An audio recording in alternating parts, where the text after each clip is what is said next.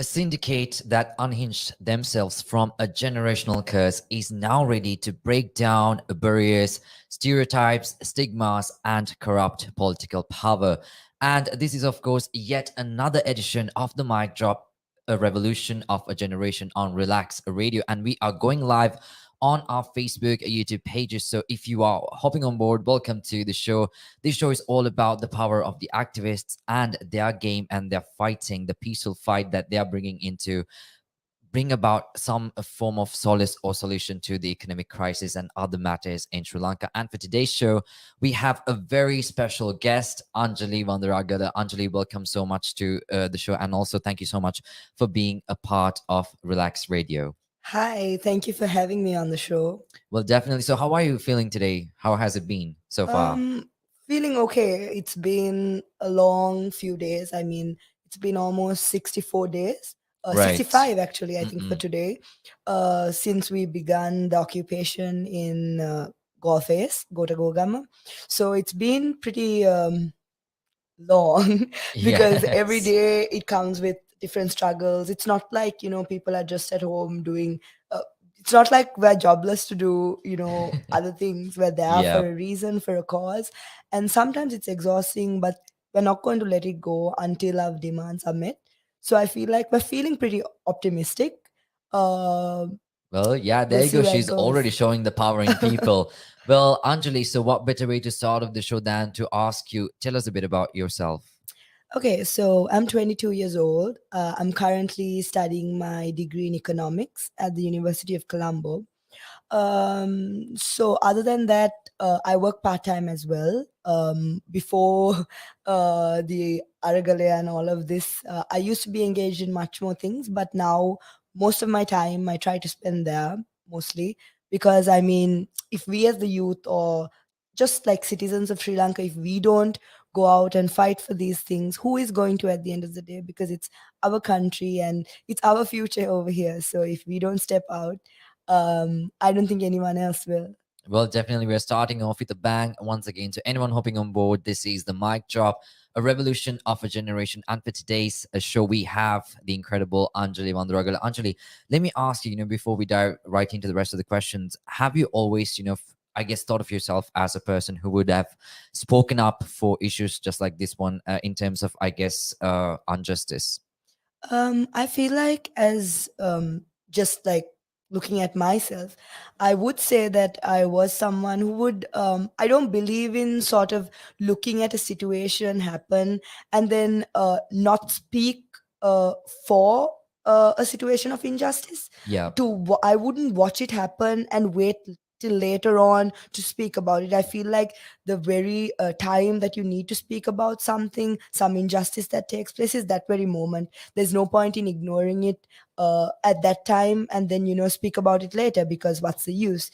When you do have a platform, when you do have that privilege or that sort of ability to stand up on behalf of someone, if you do see some sort of injustice, I feel like I would have done that, whether it was with this Aragale or whether it was any other even small situation. Right. So, where did your involvement for the current economic crisis start? And now, I mean, we are calling you obviously a youth activist. So, on that, sense, where did it all start for you for the current economic crisis? So, with the crisis that's happening right now, I would say that even before the Mirihana incident that everyone knows about, with in front of the president's house, I feel like even before that, as the youth, as citizens, we were involved in different sort of aspects on town levels, right? The Kohuala protests, we had candlelit protests, silent protests. It wasn't just Kohuala; we had it in Rajagiriya, then we had it in Timbiri, which we still see taking place almost every day, the people that come out. So I feel like even before Mirihana, we were involved in Mirihana as well. But even before that, we tried our best to be involved in this town level protest, because we saw how bad Sri Lanka got. Because Sri Lanka is a country that is blessed with so many things, right? You name it, from the many natural resources we have, like the ocean, the wildlife, everything, right? We have everything. And well, the mismanagement and the corruption just brought us to rock bottom at one point, and I feel like that's what brought us forward. Because I think even before us in towns came forward to protest, it Yes. was the farmers, right? We saw it happen. We saw how the chemical fertilizers were bought in. It was forced upon them, and they even, like, there was so many rates of suicide, and they burnt their crops down Right. because they couldn't go forward with it, right? And that's where I feel like the protest began. The protest started even before it came into the towns. So I feel like we, as late as we are, at least we did get on board with it, and I'm glad it took that to at least get these towns and Colombo involved in it. But I feel like the history of these protests would go way back to the farmers and Right. people just like stepping out with Do their you rights honestly being think that violated. we are late to this though? Because now you did say that people back then have also been protesting for this, right? Because when you think about the JVP riots and everything, so people for a very long time they have been asking for the same thing. So do you really think that we were late? Yeah, I feel like what I meant by we were late to this was the fact that um, the very lower uh, people who were in the lower income brackets, like the farmers and people in rural areas, had obviously the first hit of this economic crisis. Right. It wasn't something that just popped up overnight, right? It was years and years of like just stealing money off our reserves, printing money, bringing in unnecessary projects that money that was supposed to be in one sector was used in completely different sectors, like for these insane big infrastructure projects instead of into like climate change activism or activism of that sort, right? It was taken in and misused. Basically, Yeah, public funds absolutely. were misused. So I feel Absolutely. like the first hit of it was for those people on in rural areas who didn't have as much comfort as the people in towns, right? So that's what I meant by us getting in there late, because it took some time for that to hit us, right? We had 16 hours of power cuts very recently, as in like March or Yep. February, right? Yep. And that's what got us on the streets, right? The power cuts, the fuel shortages, us having to stay in line for gas, Absolutely. which were problems that these rural areas were dealing with for ages. For ages. Yeah. Not just the Yeah. rural Yeah. Yeah. areas, the north, like we speak about, like, our freedom of speech being violated, and we experience all of it right now because Colombo has stepped out, like the areas within these towns in Colombo. But it has been there for ages, for decades before from the north. So I don't think that we can say, we have this like freedom of expression or this freedom to protest if everyone doesn't get it, right? If the north doesn't have it, if the east doesn't have it, then how can we in Colombo say that, oh yeah, we are able to go out and protest? And that's why I think it's important that we do step out and like come out and protest, because we do need to use that sort of privilege. I wouldn't call it privilege, but that sort of like upper thing we have here, that sort of Yeah. protection That to makes come sense. out. Yes. So that's why I said that we're late, but I don't think it's a bad thing as such. We felt it, we came Better late out. than never, right? Exactly. So I feel like at least now, if we feel it and we genuinely want that change, we shouldn't fall into that sort of cycle of, oh, getting comfortable with this sort of thing, right? You need to step out. You That need makes to perfect demand for that sense. change. Well, Anjali, I'm absolutely loving the authenticity of your answers because, I guess you are unapologetically yourself, and that is what, we wanted you to be as well. So thank you so much for giving out detailed answers.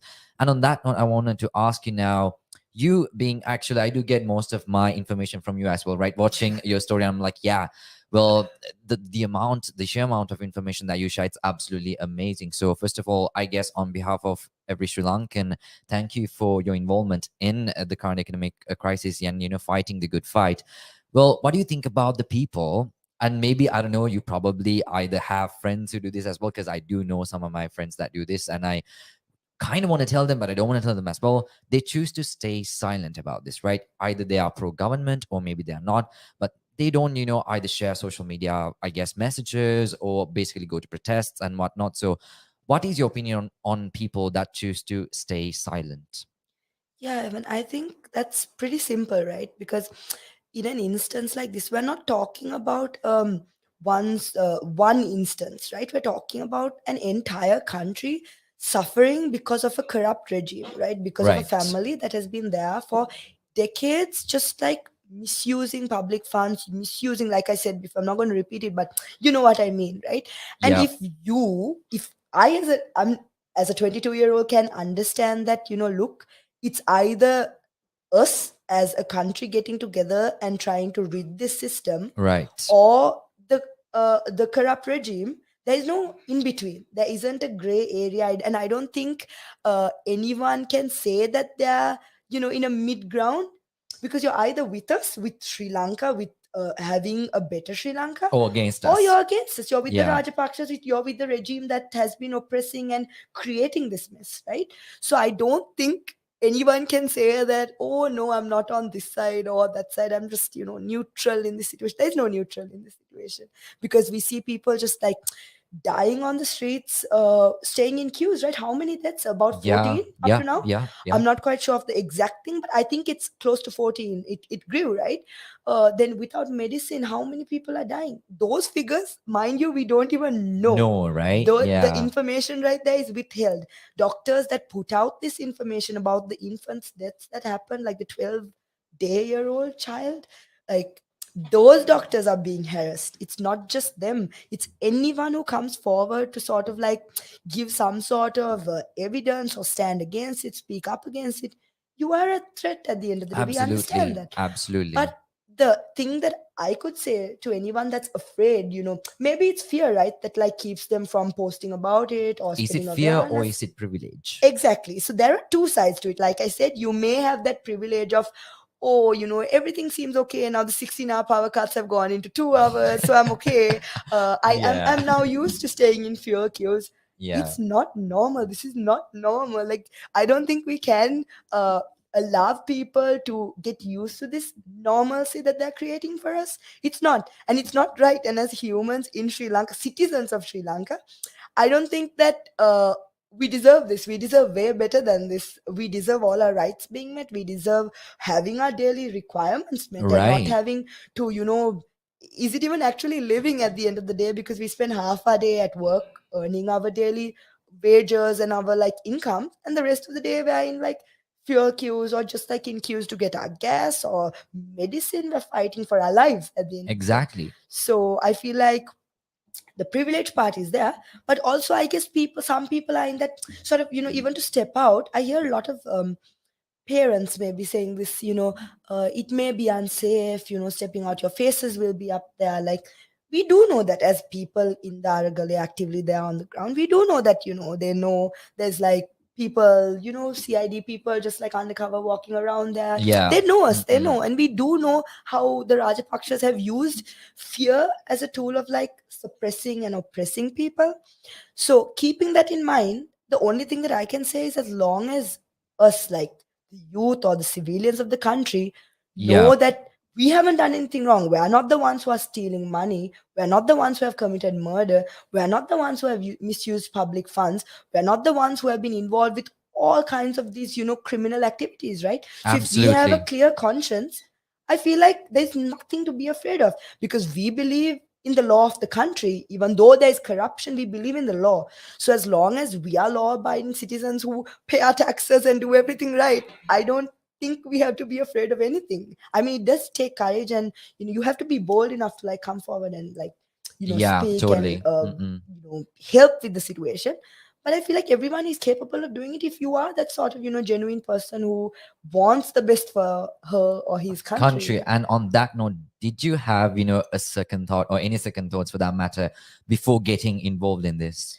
I feel like, so obviously we are knowing the Rajapaksa's past, knowing what they are capable of, knowing the different sort of abductions, threats to journalists. Even right now, I bet you've seen how people who have come forward with the ninth attack on GGG, the Right. witnesses Mm-mm. have been called into the CID. On what basis? On Right. what grounds? They've been imposed travel bans. The clergy, the nuns, the monks, the priests who are there in the ground, very well known figures. I'm not going to mention names, but people know they've been called in to the CID to be questioned about all of this. So I feel like that fear or that threat does exist, and it's a real fear. Of course, we will have to watch our backs most of the time and be careful and smart of how we move forward. But that's Right. not going to stop us for the very thing that I just told you. The fact that, Absolutely. look, we don't have anything to hide. We don't have anything. We're not the ones who have, ruined this country to this extent. So because of that, even if that fear exists, if we have to stand up, if we have to stand our ground, we will. I mean, if we won't, who will, right? At the end of the Exactly, day. exactly. And for anyone hopping on board, by the way, this is the mic drop, a revolution of a generation. And for today's show, we have the incredible Anjalee Wanduragala already starting off with a bang, giving the most authentic answers. She's unapologetically herself, and she's, I guess, giving out information, facts, and her opinions and perspectives that are not wanted to be heard, but that are needed at this very point in time, because we need to somehow grow out of this, come out of this, and somehow find a solution. So, Anjali, in your lifetime, right, have you ever experienced instances or an instance, whether it's in school or in a family background or in a public setting, adults, right, shutting you off, like when you try to come up with an opinion? Do you think that has been happening for the youth of Sri Lanka from way back then? All right, so for more than 70 years we have been in an economic crisis, right? But Mhm. people have been coming out telling out this is not okay, this has to happen, and then people got murdered and they have been shut down, even journalists, right? We know what happened. Yeah. So do you think the Rajapaksas or whatever the people have been doing in terms of shutting people down, do you think they have been doing that for the past couple of years as well? Yeah, for sure. I mean, anyone in Sri Lanka who reads a bit of news and is sort of in terms with the current situations, I feel like if you know a bit of history, you would know that the past for decades, not just the Rajapaksas, a lot of corrupt leaders that have been there have in fact used that. The fact that, they say that they give a deaf ear to the Yeah, people's they do. pleas, right? That's exactly what's happening right now with the protests that's happening. I mean, to be honest, I feel like as citizens of Sri Lanka, we've gone above and beyond our role as citizens. I mean, not only are we showing our dissent, we are giving them our demands. If anyone reads any placard or board, not just at Gotagogama, wherever the protests in Kohuala or the protests in the other Gotagogamas around, you can read just off one placard a few demands and a few Yeah, solutions. I mean, I don't believe that it's our job as citizens to give them solutions for problems that they created, because we are paying them salaries of our tax monies to do what? To warm their seats and not solve anything and just create problems. yeah, So I feel like at the end of the day, this whole concept of telling people and giving that sort of authoritative thing and shutting down people has been happening, like I said before, in the north. Like, even here, yes, we do experience it, we see it, but then how much worse is it in other places? And when are we going to start that discussion about what is happening in other places as well? If our rights are being infringed to this level, being in Colombo, having the lawyers around us, having constant right. media support Mm-mm. on the ground, imagine the things we don't know that have happened, like around the country. The Not Tamil just genocide, for example. exactly the killings, the abductions of like everyone during the wartime and everything, right? So I'm just thinking though, I'm optimistic about this though, because right now one thing I see that's different from before, the whole concept of, oh, you messed with the wrong generation, to some extent I think that it's very agreeable. I believe though that even in the past, it's not just our generation, people have been fighting for Yeah, sure. they have. But in the sense that this generation right now is not going to take it easy. I feel like now they've realized that, look, it's a fight that we have to hold on to. We've Right. like achieved almost 80% to 85%. We have a bit Absolutely. more to go. I mean, we got rid of the prime Mahinda Rajapaksa in like 31 days of protest. And then in a month right after that, so May 9th, he left. June 9th, Basil left. So maybe July 9th, we'll see the president stepping down. I That's don't the know. hope. Yeah. I don't know, but that's what we think, right? That's what we're fighting for.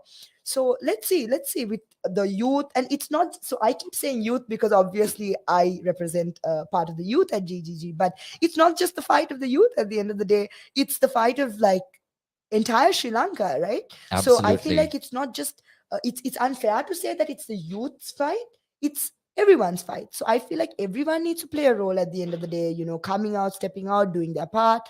I mean, any place that you stay in can be a place that you show your dissent, right? It doesn't have to be at Gotagogam. I mean, we understand people have so many problems with the fuel crisis, Yeah. with Hmm. traveling around. So I feel like people need to be sensitive with that. Maybe carpool, come together. If you're cycling, cycle to GGG. But if that's not possible, use your petrol lines at places to Yeah. show your Hmm. dissent, right? Have a black flag, have a Sri Lankan flag, have a little banner on your um, car, step out of your house is just like hold a board. It's still support, right? It's still you standing by the youth that's at GGG. Many of the youth there probably haven't had a warm meal in a very long time. We depend on people for our daily, like the breakfast, the lunch, the dinner packs that come in. I mean, super grateful for everyone who has been Right. fueling it, Hmm. but it's just that they're making so much of sacrifice, right? Supposedly this is supposed to be like the best years of our lives, for us to be I know, like right? out just like Yeah. enjoying, exploring, uh I don't know, just like planning our future in general. But we're spending it here at golf face in tents, sleeping on wooden pallets, because we feel for our country, and this is all we've got, right? We've got our country. What do you think, sets apart this generation from the past few generations? What's that key factor? I feel like the thing that, like, I've seen with my involvement in Gota Gogam, and one of the main things that we've achieved as a generation is that unity. Because a lot of people have come forward from the older, more senior generations, and they speak to us when they come to Gota Gogam. I'm not saying Right. that the support isn't there, it is there, most definitely. But when they come and they tell us, they say, look, this is something that's amazing that you guys were able to achieve this unity. It was something that we've been living for years and not been able to achieve. And your persistent and your sort of never giving up spirit brought that together, right? If we gave way to uh, our differences of religion, race, ethnicities. I mean, Sri Lanka is a multicultural, multi-religious country, and Yeah. it that very factor of our differences has been used against us as a weapon, right? Oh, yeah. So I feel like we finally have come around that and realized that it's a weapon used against us, and the only thing that will strengthen us if we realize that and work together. Because I mean, all those differences are just differences that are very outside, right? At the end of the day, we are Sri Lankans, and we all go through the same things, live through the same things, and we deserve the same thing. Absolutely. So that's something I think that sort of showed that our generation was capable of achieving with a lot of persistence. Perfect, perfect. Well, that is Anjalee Wanduragala making her stance very clear on the current economic crisis. This is the mic drop, a revolution of a generation. Welcome to the show for anyone hopping on board. Well, this show is all about giving the youth activists, the youth content creators, the influencers a chance to voice out their opinions and their perspectives and elaborate their good fight, the peaceful fight against the current economic crisis. So as always, do follow us on our social media platforms, Instagram, Facebook, Twitter, TikTok, and also we do have a YouTube page, which you probably are watching this on. So do hit that subscribe button and the notification bell if you feel like doing so, if you want to stay notified on very special programs just like this one. And Anjali, might I tell you, the time is actually going really fast. And I'm like, we haven't even gotten deep into the conversation yet. But I wanted to touch on a little bit about international media coverage, right? Something I personally saw myself was, it has been very scandalous to some extent because we feel like, they're not properly telling the entire story or the true narrative. Do you think maybe the government, I mean, we are not surprised to, there are, I guess, weird, things that they do. So do you think they probably might have bribed these international media organizations to paint a different picture? I mean, looking at the past and like seeing what our government or these regimes have been capable of, I mean, it is a possibility, but Yeah. I'm not one to say whether it's legit or and it's happening right now. But there are possibilities. It could happen. It could not be happening. But like, there's always a possibility, and I don't think we can tick it off saying that, oh no, it's not happening. Maybe it is. Maybe it's not. But yes, I agree with you about how um, international media at the end of the day played a I mean, it does play an important role in how information of our country gets out, because of the fact that within the country there's a lot of misinformation, a lot of government propaganda with like state media and things like that. Yeah. It Mm-mm. was super important for us to get it out internationally, right?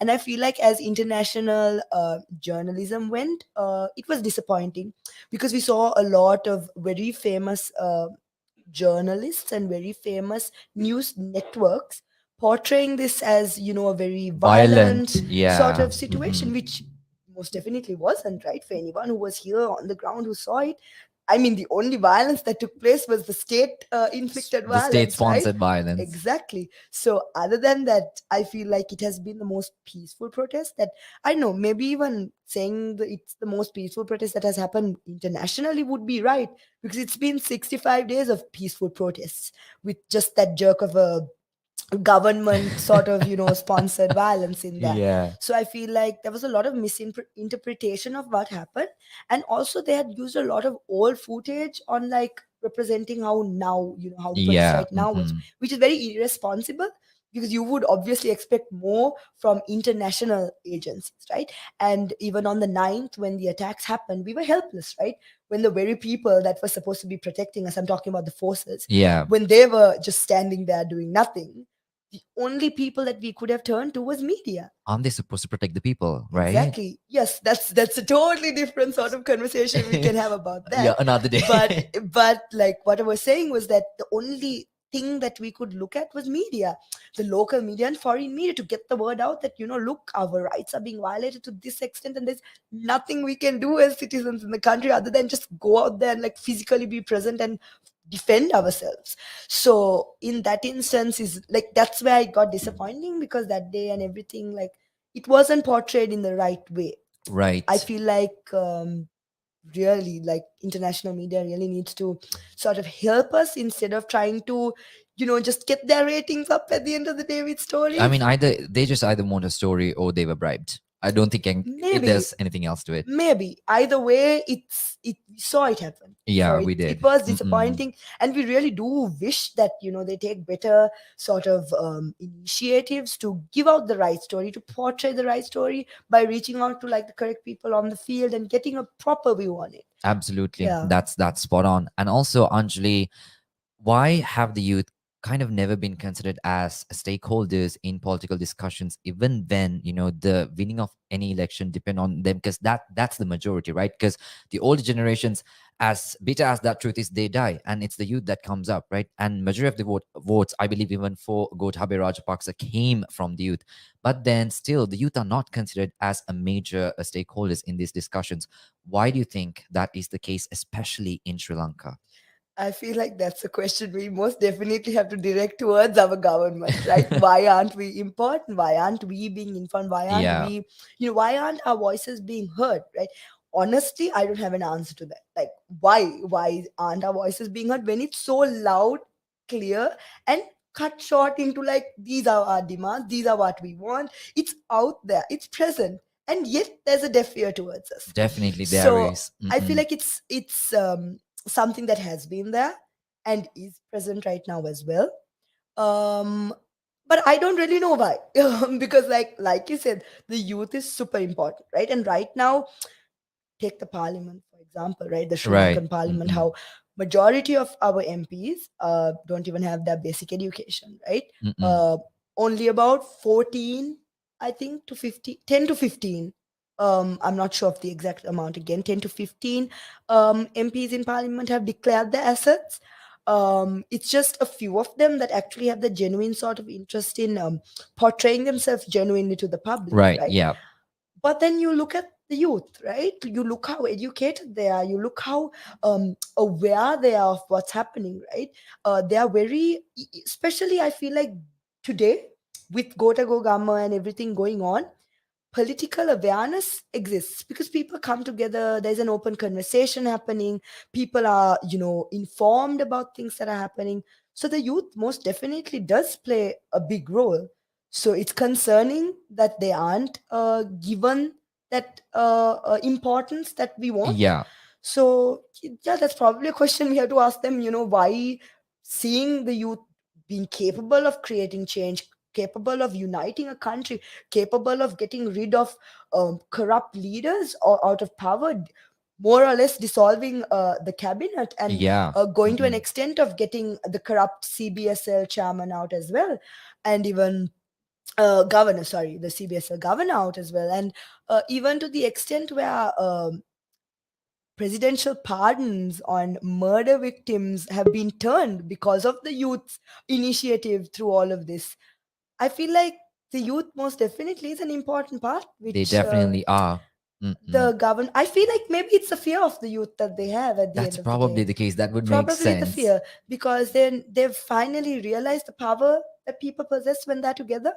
So I guess it's a threat to them because they've spent all their time divide and conquer, literally. So Yeah. that sort of mindset. So I feel like now it's a sort of threat when they see the youth coming together for the first time ever. We have like local public and private university students coming together for like one cause, which is in the history of Sri Lanka. It hasn't been seen.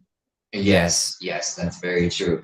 Well, once again, this is the mic drop, a revolution of a generation. Anjali Wanduragala, thank you so much for hopping on board, being a part of Relax Radio. With that said, we are moving on to a quick break. We will be right back.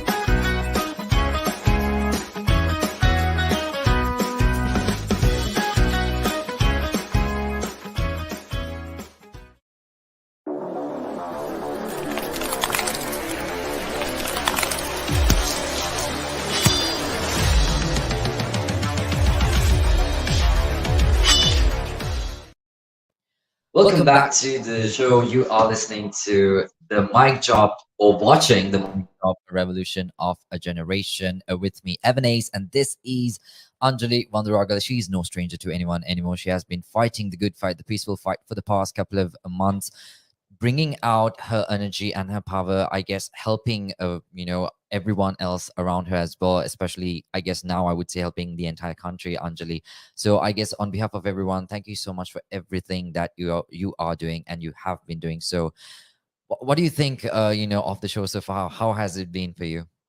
Thank you for having me. I feel like what you guys do is like we spoke before about like Yeah. media. It's super important that we get the right true sort of information out, Yeah. because in a world where it's so easy to have so much of false information, like the WhatsApp messages that go around, the other Yeah. sort of like Mm-mm. Facebook posts, it's very important that we have a reliable sort of valid information and like verified information going around, because it's very easy for people to be distracted by certain things, being at home behind a phone or behind like a laptop seeing these things, right? And that's why it's so important that you come forward and like you sort of try your best to, in your capacity, give out whatever you have in your Absolutely. ability, right? That's So very yeah, true. thank you so much for having me here. It's our pleasure, Anjali. I mean, I love how authentic your answers are. I guess they are as authentic as they can get. So, on that note, I wanted to ask you one of the most important questions, which, by the way, the Rajpaksas have been dodging, because I did watch an interview of an not. Yes, kind of watched. I mean, he was on the phone with one of the journalists from NDTV, and she asks, do you have like a direct connection with the economic crisis? And he kind of has been, going around in circles like, COVID, yada, yada, yada, and the economy has been bad for a really long time and whatnot. So, in your opinion, do you think, yes, I mean, let's go really deep into your heart, right? What do you think? Were there any external factors affecting the crisis, or do we just entirely blame the government or the Rajpaksas for that matter?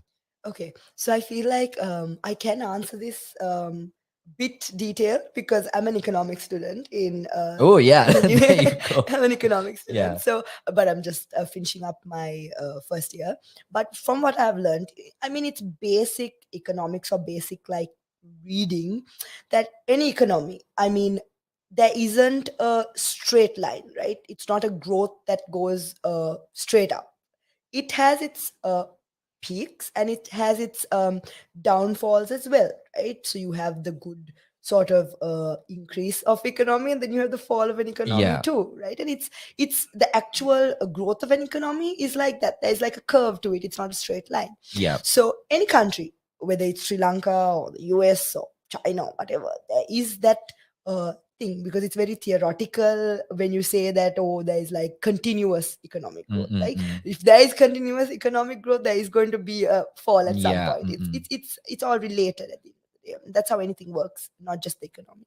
So I feel like if it was a normal country economically, we will have downfalls, but we're not talking about that sort of downfall, are we? Like we're talking about Sri Lanka literally hitting rock bottom, to a point where we have children dying without medicine, Yeah.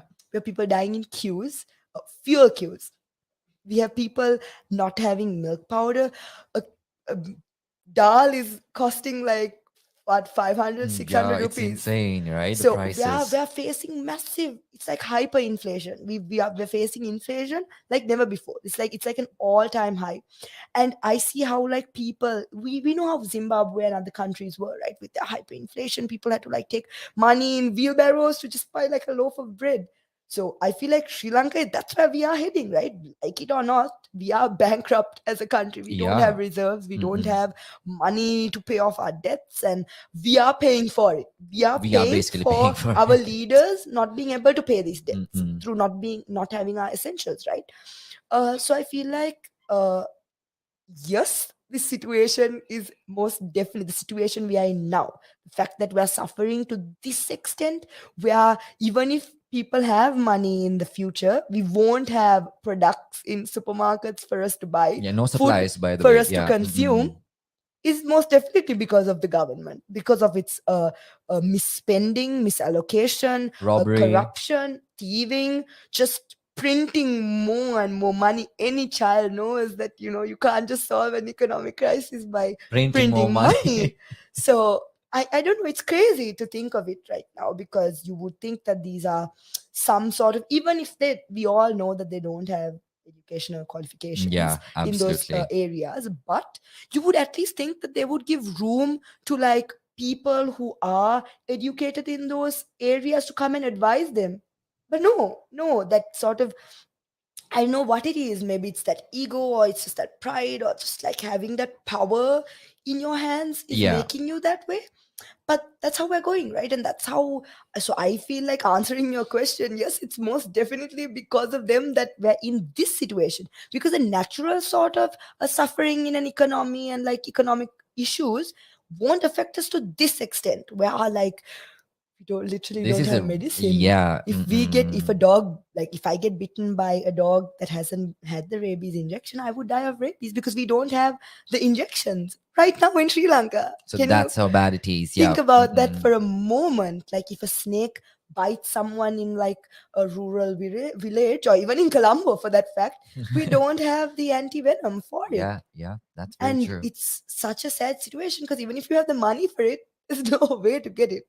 Yep, that So makes I feel total like sense. the fact that we're in such a deep problem is most definitely because of their doings Yeah, and so nothing you're else. just 100% sure she's like, yeah, it's the Rajapaksas. Let's just kick them Yeah, out of the because country. I mean, Yeah, if not, yeah, as a country, I mean, with anyone in power, we would go through it. We would have like issues when it ups and comes to, downs are yeah, common. Yeah.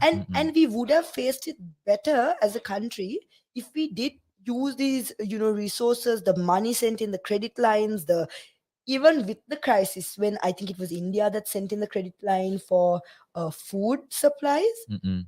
but it was used for steel and industries. Oh yeah, yeah, yeah. I remember Again, Basil Rajapaksa did that. during a economic crisis, again, misprioritizing, misallocating. So it's very frustrating to see it.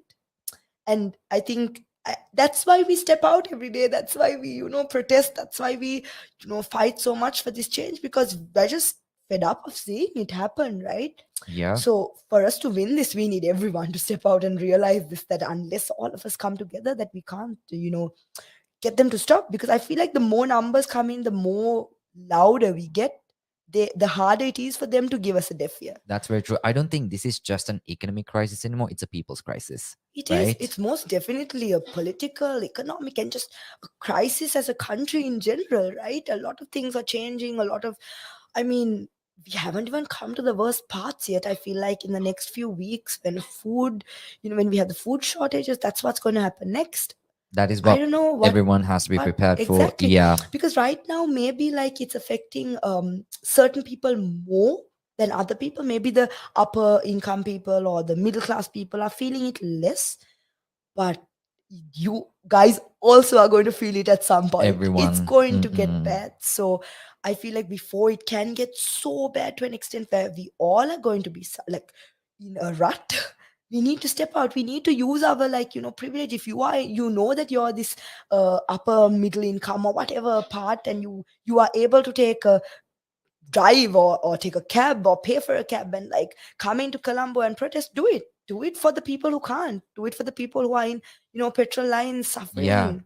So I feel like that's where your like privilege or whatever counts, where you come forward and sort of fight for these Yeah, things. so everyone can make some contribution, right, for this peaceful fight that we Exactly. are fighting. So, Anjali, on that note, let's talk a bit about the dark day, the 9th of May. So, tell me what sort of, I want to, ask this question in a very sentimental way. I would say, what sort of emotions ran through your mind when it hit the news? Where were you? What was happening in Yeah. your life at the time? So I know for some some weird miracle, maybe it's my parents' prayers or something. Both instances, even the instance with the arrest near Diatha, near the Yeah. parliament with the 13, Yep. I just missed that arrest. I was like a minute away. I witnessed the arrest, but I wasn't like I was moving towards them and they were put in the bus. Oh, So wow. I missed that by a minute as well. Even the ninth attack, um, I stayed over the night, like the day before till very late. So I went home and I was sleeping. So in the morning when I woke up, I was supposed to go back there in the morning, but I fell asleep because obviously I needed to get that rest. And when I woke up, this thing had already started happening. Right, Temple Trees was, brought in. People were brought in buses, and they were just like. So I was at home when I got the calls from my friends that were at the protest site, right? Like the rest of us Yeah. there. So just hearing that there were people coming in and just attacking them and seeing the lives happening, I don't know, it may sound crazy, but my first instinct was just, I just like got dressed in like, I don't know, less than 5 minutes, just put whatever on and got a took and just like moved towards that area. I know it sounds very impulsive and like, oh, you're going towards the trouble, but what else could you do? Yeah. Because like I said, the feeling that we had, that the very people that were supposed to be with us, supposed to be protecting us, the forces, them not being with us, just what else did we have And to they do? did it just for probably a rice packet. We had no idea what they were paid or what they were given, but like It's it's really it's very sad. sad because it's a very what do we do at the end? We were helpless, and that feeling of having your friends there just like being beaten up to an extent where certain people were in the ICU for days. The people on the stage near the secretariat who were like, so what we noticed mostly were these people, the obviously the people that were sent by the government to instigate the violence there, came to kill. They didn't come to hurt. They came to kill because they um like you see on the media, like Yeah. the faces, we know the names, we know the people have done the investigation for the CID that should have been doing it, Doing gave this. out everything, and still where are the arrests? Where are the nothing, right? But That makes it so obvious it was state sponsored. the Yep. moment something happens from like that threatens them, Mm-mm. they call in like innocent people who are involved with Aragalaya, just arrest them with nothing, no court orders, nothing, just no reasons. Even the arrests that are happening are not lawful arrests because like it doesn't happen according to a proper procedure of arrest. So I feel like the emotions that ran that day were emotions are very high, obviously, because people saw how peaceful these protests were, and I feel like they just dug their own grave by attacking the peaceful protests because people just saw exactly what the situation was. Was and I kind of want what ran through the minds of those pro-government people, like just for, let's say, I don't know, maybe a bottle of beer or an alcohol or a rice packet. Like, did they actually think that them barging in for those couple of hours or minutes, trying to destroy a peaceful village that is protesting for something, for the greater good, for everyone, right? It's not just for individual needs or wants. It's just actually crazy to think that they Yeah. barged in just for a couple of minutes to, and then once again get embarrassed, right? They were put in the lake and everything. Yeah, see, so even with that, I feel like didn't yeah, like you said, didn't they have any sort of person beside them to be like, look, you guys are That's doing something literally so. super stupid, don't Yes. do it, it's going to backfire on you. Yeah. But I know, I guess they're all just on the same level of like Mindset. Yeah. mindset, or they're just that incompetent that they don't think before they say something or do something. Clear, I mean, it's clear, right, from the speeches they make to Made. like Yeah. the Mm-mm. statements to the very I think the Minister of Education and Universities recently said that the universities in Sri Lanka, oh, there's no problem, we're open. And that's when Antare and like the inter-university students went up to um, uh, Isrupaya in Yeah. and protested a few, like I think 2 days back, and asked like, give us, where is this minister, why has he made this statement when you local universities have been closed for the previous like year or so? Why we have a minister who doesn't know, or is just saying it to maybe arouse the crowd? Yeah. So there's so much of incompetent, I don't know what to call it. At the end of the day, it's very disturbing. They Maybe should they're have just doing stayed it. away, right? Yeah, it's, I don't know, it's crazy. Well, coming on to that, and they basically made it violent, right? It was a peaceful protest that the government and violent. Even though Mahinda Rajapaksa said something, I'm gonna read his exact words. He said, "The struggle that claimed the life of innocent parliamentarian Amarakirti Atakorala is no longer an innocent or peaceful struggle." So, Anjali, I'm gonna tell you to not tell me or to the audience.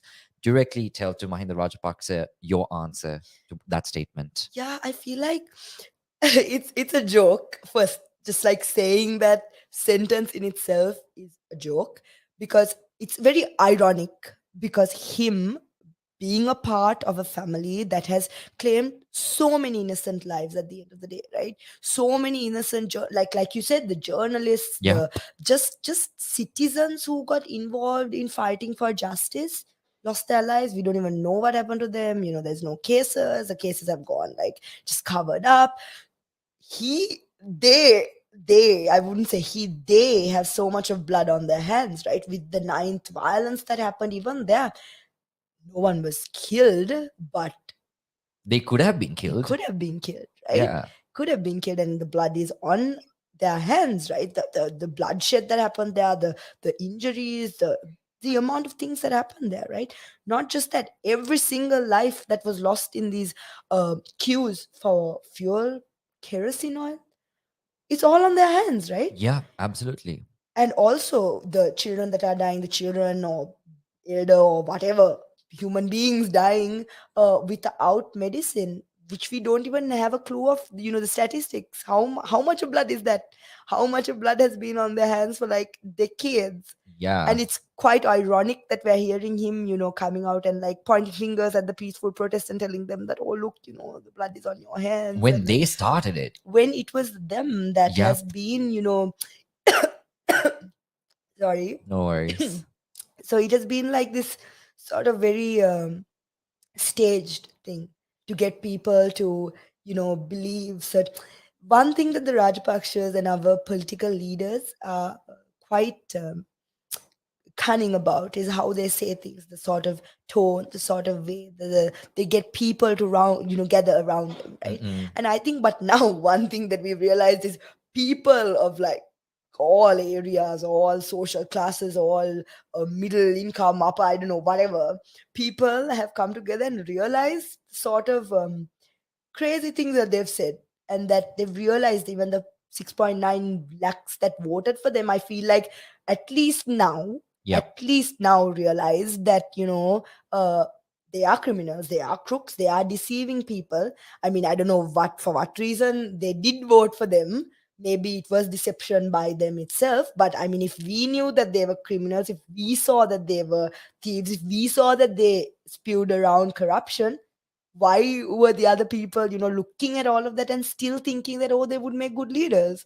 Right. So I still, at least now, people are realizing, and I mean, it's something we're moving forward. I mean, there's no point in blaming, and like, I mean, there's nothing we can do. We can't turn back time So and you go back. never were pro government, were you? I obviously knew what happened. I mean, we saw facts, we saw figures. It wasn't just us sort of thinking and like speculating things. These were facts and figures that had gone like internationally. We knew how much of dollars. Everyone had access to that information, right? Exactly. I Yeah. mean, journalists who were killed had put out that information, killed for that very information, and yet people looked at all of that and didn't make the right I mean, he was decision. the war hero, right? That's basically even the excuse that he They used uses. various Mm-mm. things, I guess, like when it came to the Easter Sunday bombings, which we still don't have justice for, right?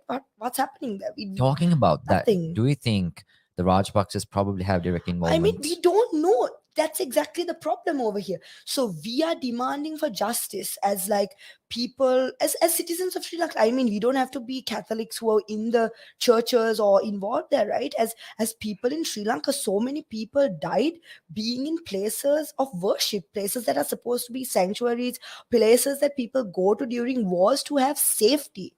But that those places were used as like places of terror Yeah. during these regimes, and people capitalized on those moments to come into power, right? They came into power saying that, look, we're going to bring justice, we're going to hold them accountable.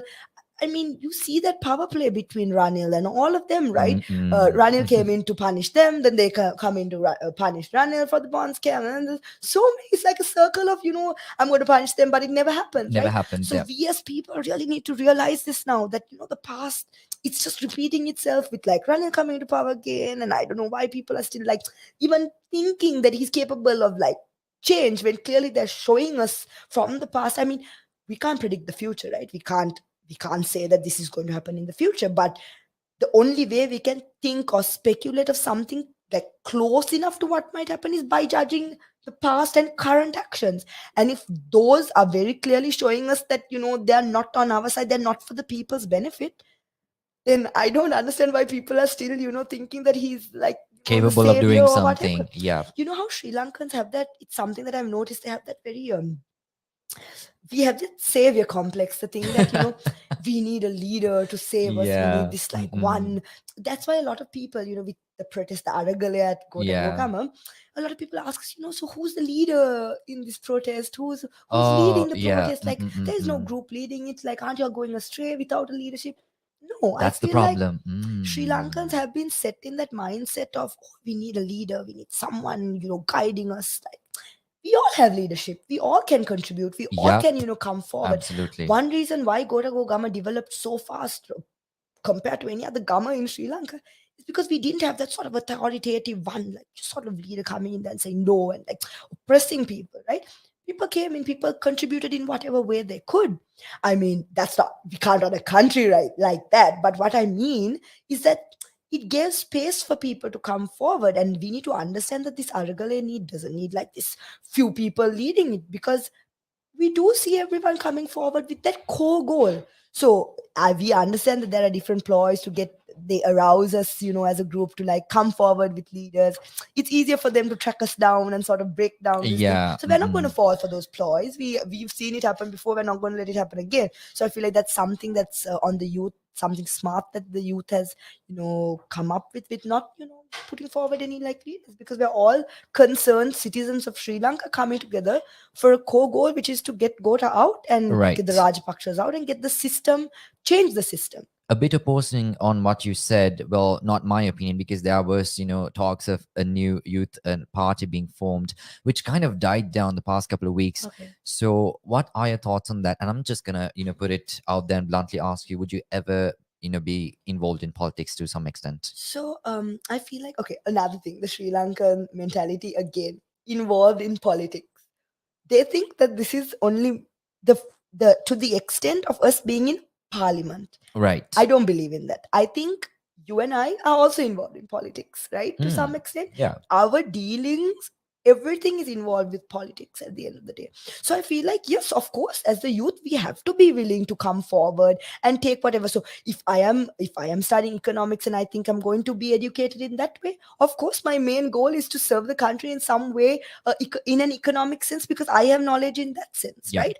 So it doesn't have to be in parliament. It can be as advisory, it can be as civil societies, it can be just coming and stepping forward and taking leadership in whatever instance you see injustice, right? Yeah. So yes, of course, I feel like the youth really needs to come forward. The youth group really needs to be set together, where people can come together with their education, their qualifications. Then the right people will be at the right place, as understood, and which is one of our demands, the fact that we want educated people in the right places, right? Because I feel like as the youth, and since we've seen that there's so much of change that's been brought about by the youth, I feel like, yeah, of course, the youth needs to come out, because one thing I've seen is that this corrupt sort of system within the government, within the rule, Yeah. is one thing that can't be changed overnight. And even if someone with genuine intentions gets in there right now in this sort of environment, it's very hard to create the genuine change. So we need to start from scratch with a fresh group of people to create that change. And that's where the sort of youth groups step in, Yeah. the new ideas, the new sort of educated team steps in. So I feel like, yeah, of course, I feel like anyone should be willing to come forward right now with your education, qualifications, and all of that to make change. So yes, of course, we all have to be involved in politics. I absolutely love what you said. So to make that change, politics does not have to play a part necessarily. It could be in any perspective. But with that said, of course, reminding everyone that this is the mic drop, a revolution of a generation. And for today's episode, we have the one and only incredible Anjalee Wanduragala. Anjalee, once again, thank you so much for being a part of the show. For everyone watching or listening, reminding you to follow us on our social media platforms: Instagram, Facebook, Twitter, TikTok. And also, if you're watching on YouTube, do hit that subscribe button so that you don't miss out on special programs just like this one. And also, you can download the Relax Radio app that is available completely for free for both iOS and Android devices. So you know what you gotta do. Head on to your Apple App Stores, your Google Play Stores, hit that download button and keep us running in the background so we can guarantee you great company as always. And with that said, of course, Anjali, moving on to my next question. Being, one of the activists who is heavily involved in Gota Gogama, let's talk a bit about Gota Gogama, the vibe there, what's happening there, and your contribution to it. Yeah. So basically, Gota Gogama was formed with one intention, to get the Rajapakshas out. Right. And we still stick by those core principles and like sort of values that it's non-violent, peaceful. It's based on love and just peaceful means of protest, right? And we're still based on that, and that's the most special aspect of it.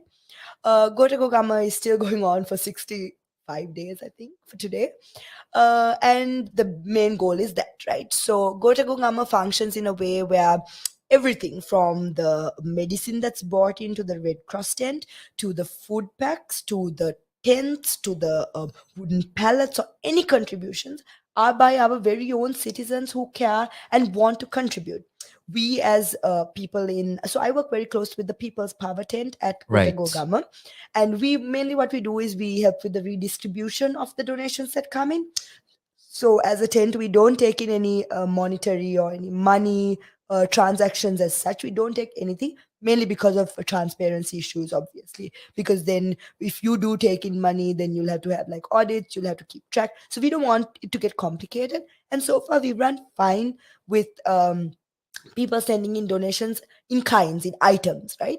So everything from the lunch packet, like I said before, is brought in by donors. So in that sense, you see how generous Sri Lankans are. And mind you, these aren't Sri Lankans in Sri Lanka. These are Sri Lankans not only in Sri Lanka but also Abroad as abroad well. as well, in Canada, in USA, in Australia, in Thailand, in different parts of the world. People reach out to us and they're just like, hi, how can we help? We know you guys don't take money, but how can we help you guys? They get through to food suppliers and send us food, and get through to their friends over here and send in the donations we need. So it's just very wholesome to see that as well, how people come together disregarding our differences and like just contribute. So I'll have to like definitely thank all our donors for like coming forward and making sure we're fed, making sure we have enough tents, making sure that we are sustained throughout these protests. I think they in fact understand that it's not just our fight, it's everyone's fight. So just like these donors understand, we need people around who haven't been involved as much to come out to like show their support, because it's not, like I said, it's not my fight, it's not Gota Gogama's fight, it's everyone's Everyone's fight. fight. So Yep. everyone needs to get involved, and it is unfair to like put it in the sense that, oh, Gota Gogama needs to do it. No, it's everyone, right? Gota Gogama. That's the other thing. Everyone thinks that Gota Gogama is at golf face. It's not. Gota Gogama, this Aragala is you and I, these like ideals that we embody, right? If we are someone who fights for justice, who believes in peace, then yeah, of course we are the Aragala in itself. So I feel like that's something that people usually forget, and it's something that we need to sort of remind people. So I feel like it's something that I just wanted to mention to everyone that, look, we do get donations, we do get people coming in, but we could use more support. We know that there are some more people who are wanting to come support. There's a lot of speculations about things happening in there, that things may look different when you just like hear it over the news or like see a post or read something that someone else says about it. That's exactly why I say, come, step out, speak to us, come into Gota Gama, spend 10 minutes, talk to someone there, and like see how it's run, see that there isn't this sort of, run by one person situation going in there. It's a group of people. I mean, the different people coming in there may have different political ideologies or whatever, but when we come in there, we keep all of it aside for that one goal, which is Yep. to send the Rajapakshas home.